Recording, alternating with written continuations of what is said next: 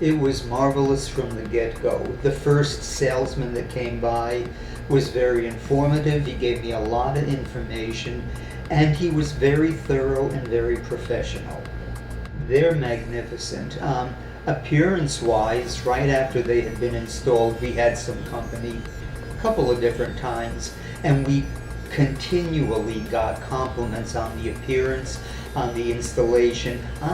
When the inspector from our insurance company came by to see about a hurricane discount, he even commented on the quality of the installation and said he doesn't see this kind of work done frequently.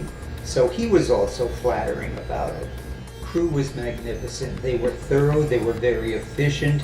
They said, "Do you mind if we play some music?" And I said, "Of course not." And so they just went about the business the entire day. It was a one-day process only.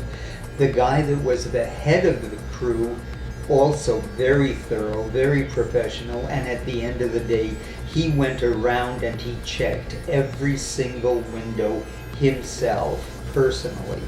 I can actually push the temperature a little bit higher with the AC because it's too cold if I keep it at the temperatures I used to keep it at.